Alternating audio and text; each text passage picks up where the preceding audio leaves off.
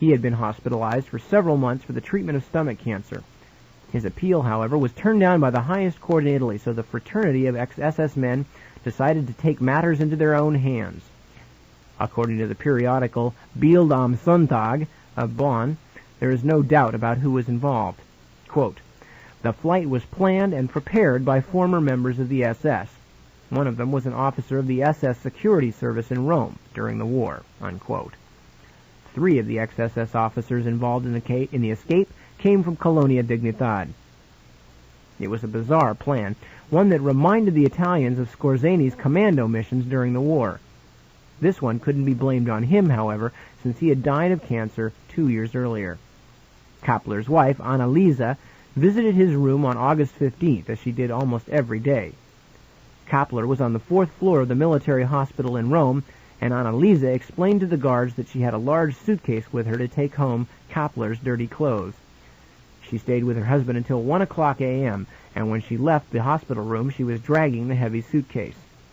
One of the guards offered to help her, but she refused, saying that a friend would meet her on the 1st floor to carry the suitcase. When she stepped from the elevator on the ground floor, 2 men were waiting. One seized the suitcase and hurried toward the red Fiat, waiting outside. The other took Kappler's wife's arm and led her to the car. A 3rd man was behind the wheel. As soon as the suitcase was placed in the trunk of the Fiat and everyone was in the car, the driver raced the engine and drove out of the hospital parking lot. Upstairs on the 4th floor, the guards kept checking through a peephole in the door of Kappler's hospital room to make certain he was in bed. They didn't realize until next morning that they were watching a dummy made from pillows. Kappler, shriveled to less than 100 pounds by his long illness, had been carried from the hospital in the suitcase. Kappler was never taken back into custody. It was believed he was hiding in Soltau in North Germany, where Annalisa Kappler's father had been a prominent Nazi leader, but Kappler was never located. The ex-SS members who aided in Kappler's escape knew that the Federal Constitution of West Germany bars any extradition of Germans to foreign nations, so that even if Kappler had been found, he would not have been sent back to Italy. The uproar over Kappler's escape created so much criticism that it appeared for a time that the Italian government would fall. Fully 32 years after the end of the war, Hitler's elite SS had put a democratically elected European government in jeopardy. A couple of quick points to make about this. First of all, note that Colonia Dignitad, the Nazi exile base which figured so prominently in the Kappler escape, was discovered by people following the chain of Operation Condor. That basically is the assassination program which appears inextricably linked with the International Fascista that we spoke about earlier. And of course, the Muammar Gaddafi connections to International Fascista, their habit of portraying themselves as assassins of the left and so forth, we discussed earlier in the broadcast. Recall now also that Stefano Della Chiai worked as an agent for the DINA. Of course, his connections to all of these things we've looked at great length. And recall also that 2 months before Kappler escaped, he was interviewed by then National Security Agent Glauco Partel and told him about the gold at the UBS. Another interesting connection between this whole P2 and U.S. intelligence tangle and Operation Condor, and through that Colonia Dignitad, was carried in a book called The Nazi Legacy. We've used it before, subtitled Klaus Barbie and the International Fascist Connection. 3 authors, Magnus Linklater, Isabel Hilton, and Neil Asherson, all of them British journalists, published in hardcover by Holt, Reinhardt, and Winston, copyrighted 1984. And we're going to look at another interesting person and his connections to Operation Condor. One of the receipts of Barbie's somewhat dubious currency at this time was the United States, which maintained a close relationship with the Banzer regime. General Banzer himself was in the classic mold of pro-United States, anti-communist dictators whose doctrine of national security was held to justify repressing dissent in the interests of stability throughout Latin America. While Barbie collaborated closely with the Bolivian Ministry of the Interior, the ministry for its part liaised with the CIA. One Bolivian official, who served under Banzer's government as administrative head of the Ministry of the Interior and was its main contact with the CIA, remembers passing on information which Barbie had supplied specifically for the Americans, and on one occasion, as CIA records show, Barbie offered the agency an extraordinary document which listed the names of every KGB agent operating in the southern cone of South America. Barbie is specifically named as the source. The record reveals that the CIA not only knew where the list came from, but also believed it to be accurate. Another CIA report at this time records Barbie as housebreaker. In 1976, says the document, Barbie masterminded the burglary of the Peruvian embassy in La Paz. Acting on behalf of the Banzer government, he photographed the files and handed over his findings to Bolivian officials. Whether the agency itself was allowed to examine the documents is not recorded. Finally, as if to emphasize the many levels on which Barbie was now operating, a CIA report shows that the agency approved a meeting organized by Barbie in 1977 in the tropical Yungas region of Bolivia between representatives of the Chilean and Bolivian intelligence services. Barbie himself attended it. According to a Bolivian official who was there, the discussion centered around coordination between the two services and the promotion of Condor, a system of mutual aid between right-wing regimes in Latin America promoted by the U.S. to unify their anti-subversion activities. So apparently, Barbie connected with Operation Condor and working with the Chilean Secret Service in connection with that. And bear in mind, too, this Operation Condor is the same Operation Condor that was sending out the assassination teams and blew up Orlando Letelier, Chilean, former member of the Chilean government under Salvador Allende, right in the streets of downtown Washington, D.C. This same Operation Condor is an organization being promoted by the CIA through Klaus Barbie. And again, that's just to give you an idea of these. This is the above board. This is the stuff that the agency is writing down. Okay, we're going to read another article here from the New York Times for Wednesday, April 3rd, 1985. We'll be coming back to this article at the beginning of our next program. This sort of the next three articles are sort of transitions to the next and concluding portion of the broadcast. Yes. Now, those of you who've been listening to these broadcasts have heard, especially tonight, the name Carlo Palermo coming up quite frequently, especially in his investigations into Steve-Bomb and other organizations. And anybody who's been listening to these broadcasts must be saying to themselves, how long is Carlo Palermo going to get away with it? I mean, with everybody else flying out of the windows of buildings and being stabbed through the heart with long needles and bizarre suicide attempts in jail and et cetera, et cetera. How long is Carlo Palermo going to get away with it? Now, as you listen to the article Nip's about to read, you bear in mind that this incident occurred here just as the trial of not Mehmet Leajah, but the trial of the Bulgarians in the so-called Bulgarian connection was getting underway, presided over by Judge Martello. And it was during this trial also that Mehmet Leajah's story began to the whole story began to fall apart for the last time. Again, from New York Times, April 3rd, 1985, headline, Sicily car bomb kills 3, judges hurt. The article is by E.J. Dion, Jr., special to the New York Times, dateline Pizzolungo, Sicily. A car bomb, apparently intended for an Italian magistrate, exploded in this seaside town today, killing a woman and her 2 children. The judge escaped with minor injuries. The police said the attack appeared to have been organized by the mafia. It was one of a series of attacks on magistrates in Sicily. The assault was similar to a bombing in Palermo that killed a judge and his escort in 1983. The judge wounded today, Carlo Palermo, has been involved in investigations of the mafia and an inquiry of his into international arms trading and its links with drug trafficking, has angered leading political figures in Italy. Skipping down. Judge Palermo was transferred here from Trent in northern Italy and became deputy prosecuting attorney in Trapani on January 5th. He took the post left vacant by Judge Antonio Costa, who was jailed last August on charges of collusion with the mafia. Judge Palermo's responsibilities involve investigating the mafia in western Sicily. 2 weeks ago, he issued 5 arrest warrants, including 2 against prominent Trapani businessmen. The businessmen are accused of illegal currency trading involving funds that are believed to have come from the mafia. But the magistrate was best known for his 4-year investigation in Trento into a gun and drug smuggling ring that reportedly involved both Italians and foreigners. Last November, the judge indicted 37 people for the sale of tanks, missiles, and other weapons to countries in the Middle East, Asia, and Africa. Among those indicted were 25 Italians, 9 Turks, 2 Syrians, and an Egyptian. Judge Palermo's case covered a sensitive area. The weapons business and drug trade often overlap, according to the judge's 5,698-page report, and intelligence agencies are often involved in both. Truer words were ne'er spoke, Nip Tuck mentions parenthetically. The judge's investigation included interrogations of Mehmet Leajah, the man convicted of shooting Pope John Paul II, and spanned purported Bulgarian arms trafficking and the activities of American drug agents. The case angered Prime Minister Bettino Craxi, who criticized the judge after it was learned that the magistrate was investigating a leading figure in the Socialist Party, which Mr. Craxi leads. It should be just mentioned that Bettino Craxi is the leader of the Socialist Party. He's currently in charge in Italy.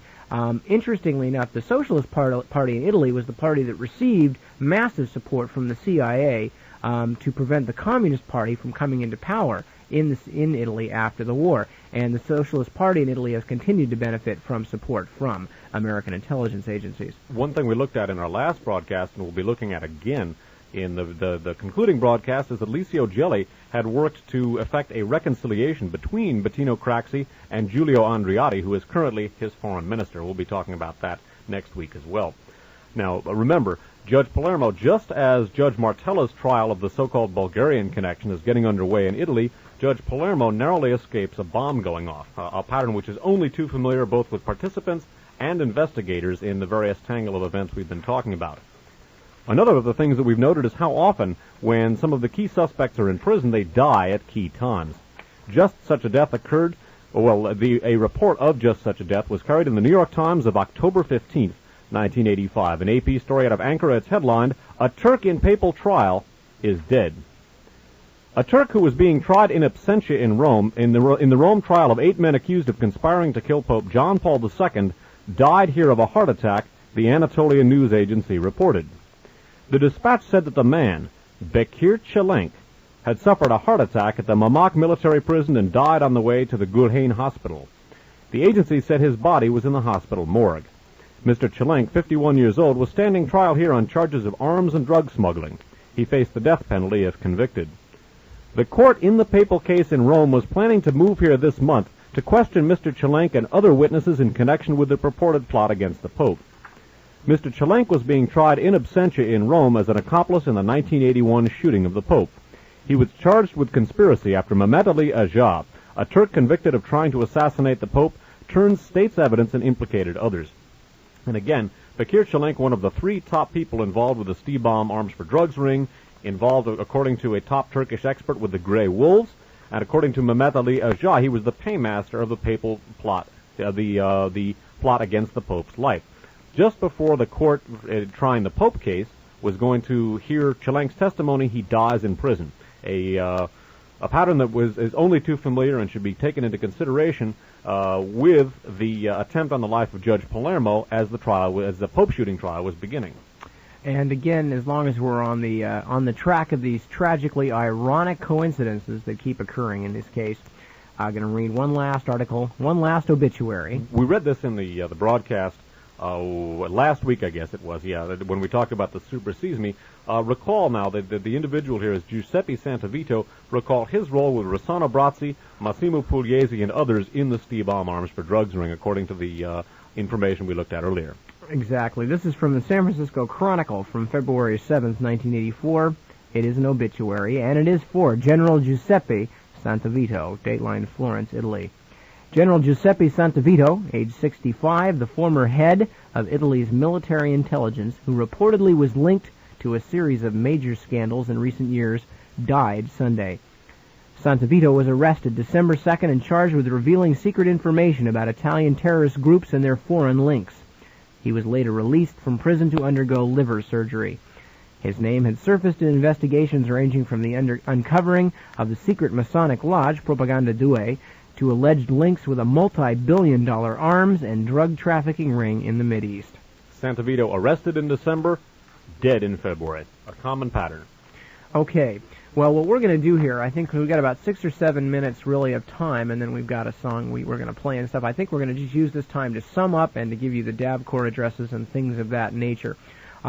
Again, the most important thing to be emphasized tonight, because we swung far afield, as Dave mentioned coming in the broadcast tonight, we were doing the other hemisphere of the Mediterranean merry-go-round and swinging out into Africa and the Middle East and Australia and Asia and all over the place. But the thing that I think is most important that people take home with them is the fact that on one hand, as we're going to talk about next week, there's this monumental house of cards, very flimsy structure, which is the Bulgarian thesis, where on the other hand, there is, I guess, what for lack of any other name right at the moment, we're going to call the P2 thesis, which is very direct and is about as easy to knock down as, say, the Golden Gate Bridge or something. I mean, this baby is built. And in the background of the P2 thesis, Western intelligence, specifically American intelligence. Absolutely. And the P2 thesis, such as it is, or anyway, the connective link that we established tonight is very simple. Mehmet Ali Agha, the man who shot the Pope, works for and was a member of the Turkish Grey Wolves neo-fascist organization involved with the Phalangists in drug smuggling. Also a member of the Turkish Grey Wolves, as we found out tonight, and the paymaster of the operation that led to the shooting of the Pope, a man named Bekir Çelenk. Bekir Çelenk, himself a member of STIBOM, an international guns for drugs for terrorism network that starts in the Middle East with Lebanese Phalangist drugs and uses the Turkish Grey Wolves also to help move those drugs. STIBOM is intimately connected to Banco Ambrosiano and P2, which utilizes STIBOM's network to attain its political and financial goals. P2 directly connected to Banco Ambrosiano and STIBOM. P2 also directly connected into the Vatican in the person of all of its banking and financial experts and intelligence experts, but specifically the banking experts Sindona and Calvi, both of whom worked for and with Archbishop Paul Marcinkus of the Vatican Bank in a number of very bizarre and blatantly illegal in many cases transactions. Archbishop Paul Marcinkus, of course, the highest-ranking American in the Vatican, a man who today cannot leave the Vatican because he would undoubtedly be arrested as soon as he did so. Also John Paul II's bodyguard, Il Gorilla. So John Paul II himself, the man who was shot, replaced John Paul I, the Pope who was about to investigate Paul Marcinkus' dealings with these various drug smugglers like Michele Sindona and mafiosi like Michele Sindona and international financial crooks like Roberto Calvi. And although John Paul I may not even have known it, both of them, of course, involved in a multi-billion-dollar terrorism and drugs and guns scam, namely STIBOM. John Paul I turned up dead after being Pope for only 33 days. So we have a direct connection between John Paul I and his bodyguard right on out to Mehmet Ali Agha, the man who fired the bullets in St. Peter's Square on May 13th of 1981. And you cannot ask for a much more direct connection than that. And if you take nothing else away from the broadcast tonight, and you remember that, then you already are better informed than about 99% of the American populace right now. And take note again of the mortality that accrues as these people begin to come to trial, as the case begins to unravel, and the bombs begin going off near judges, the key figures begin dying of apparent heart attacks in prison, or apparent needles through the heart in prison, a numbing and pretty scary pattern under the circumstances. Now, if you've missed our other shows in this series, or our other archive shows 16, in the Radio Free America series, the Four Guns of November shows about the assassination of President Kennedy, plus other miscellaneous shows, all of them are on file with a tape duplication service. The name of that service is called DAVCO. I was about to say STIBOM. The name of that, no, seriously, I was just about to say the name of that service is STIBOM, right? So if you guys want some Kalashnikovs or a few Leopard tanks or maybe even a bomb or two, right, just take down the following number. Telex, no, seriously. You get a little giddy after doing some of this stuff, but that was a really beautiful near Freudian slip. Anyway, no, the name of the company is not STIBOM. The name of the company is DAVCORE, D-A-V-K-O-R-E. They're located at Suite 1300D, as in DAVCORE, Space Parkway, 3 words, just like it sounds. That's in Mountain View, zip 94043. The phone number is 415-969-3030, 969-3030. Write or phone to the attention of Paul. That address, once again, DAVCORE, Suite 1300D, Space Parkway, Mountain View, California, 94043. The phone is 415-969-3030. Write or phone to the attention of Paul. All right, now coming up this Sunday, you will want to be here on KFJC starting at 6 p.m., we are going to be playing Uncle Sam and the Swastika. For those of you who have not heard it, it's become a bit of a Memorial Day tradition. Also, we'll give you a lot of perspective on I.G. Farben and Hermann Abs, who figure prominently along with the Pope. And, if you want to find out about I.G. Farben and what that means, tune in Sunday at 6. Absolutely. It's about industrial cooperation by the West, and specifically by the United States with Nazi Germany during the rise of fascism in Germany. and also with some other particular proponents of fascism, as you will find out. That will be this Sunday starting at 6 o'clock, and after that will be aired the most recent May Brussels broadcast.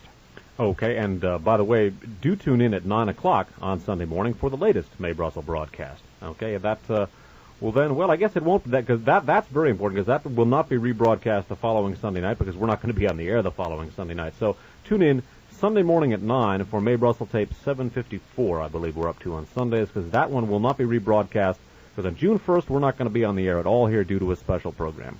Last but not least, those of you who have been following this, don't forget to tune in Thursday, this upcoming Thursday, when we finish off this Gibraltar of radio endeavors and put down Part 5, or V in Super Bowl terms, the old Roman numeral V, Mediterranean Merry-Go-Round Part 5, the fifth of this particular Radio Free America series, in which we finally detail the rest of the American intelligence connections, begin to pull all the threads together, and see if we can't finally put together some kind of a working thesis on who actually did shoot the Pope and why.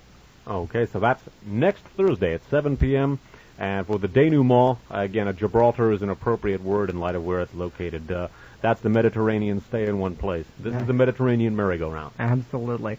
All right, so with that, we're going to leave you with a song, and we are going to get on the road. We want to thank you for joining us. I'm Nip Tuck with Dave Emory in the studios at KFJC. Please be sure and join us next week for the last part of this Radio Free America series, the Mediterranean Merry-Go-Round, right here on KFJC.